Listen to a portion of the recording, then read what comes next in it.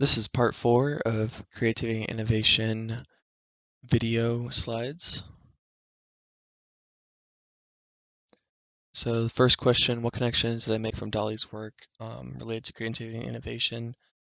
So I saw creativity, obviously Dolly's work is inspired by a lot of surrealistic ideas and perspectives. Um, you can definitely see that creativity comes from this idea when we understand you can push the limits of what we know. Something we talked about in earlier chapters, where you take something that we understand and that we know already and modify it and mold it into something new. And that's where new ideas really come from and what they're based off of. You can really see that in Dolly's work. He takes these ideas and objects from reality and warps it into his own surrealistic perspective and persona from his dreams and from his experiences in life with his as living in Spain with his family.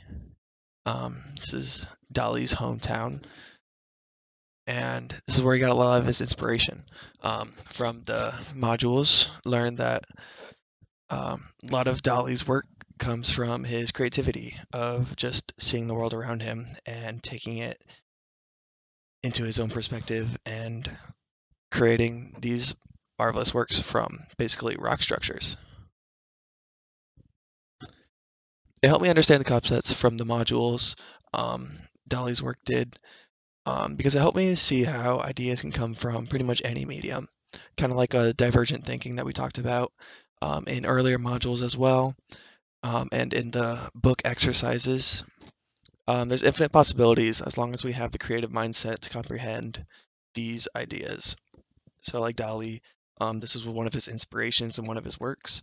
It came from this rock that he found on the shores of his Spain hometown, and he was able to take all these ideas from his past, from his fear of locusts to his insecurities, and mold it into this beautiful artwork that people love today.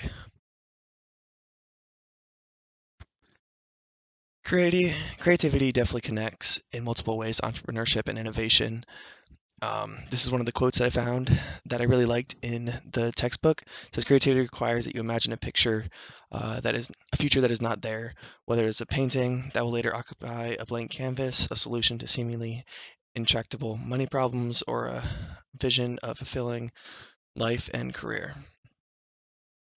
This comes straight from the textbook. It really kind of summed up creativity in my mind, being able to have that divergent look at things and imagine a future that isn't necessarily there at the moment, but being able to work towards that and build up to that. And that's what Dali was able to do, very much so. He um, took what was interesting to him and built on it and found people with similar ideas and moved to France to work with these people and became the icon for the surrealistic community.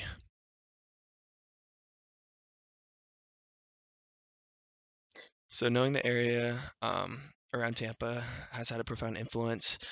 Studying it and reading it about it in the modules definitely changed my view of entrepreneurship and innovation for the Tampa area. At first, I thought it was more of this idea of like a mom and pop shops because I've been in downtown St. Pete and everything multiple times, and it's nice to see all those intricate little stores with all their really cool ideas, and they're all nice and colorful, and they all have their own little designs right next to each other. It makes it very bright and beautiful.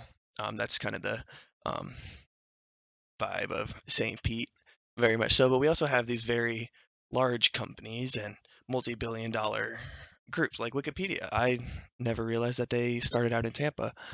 I thought that was really interesting. It has so many forms of innovation, from these giant companies to those small mom and pop shops, and um, really changed my view of entrepreneurship in the Tampa area. Two examples of creativity um, through groups that I found that work in Tampa. One is from this company.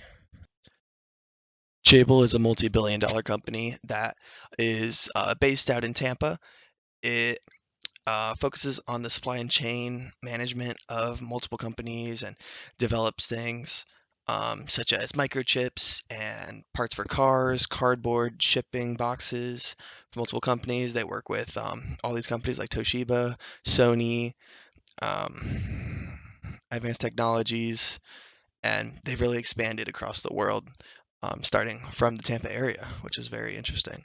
Another company that is based out of Tampa is, if I can fast forward. So again, this is Jabil. They're not only a supply and chain management company, they're also a giant volunteer group. They're really innovative in this way where they take their groups that work in the company and they go on volunteer events. They use their pro bono career and help others in multiple different ways, and it's really inspiring from what I was looking at. The other company I was looking at was Bloomin' Brands, based out in Tampa. They were able to start out from just a few small chains and built their company into a giant multi-billion corporation, spanning Outback, Carrabba's, Bonefish, and Fleming's. And they have really creative ways they orient their business from. They were the first ones to create this polished casual feel for restaurants and really bring it into the world's view and really revolutionize this idea for dine-in restaurants.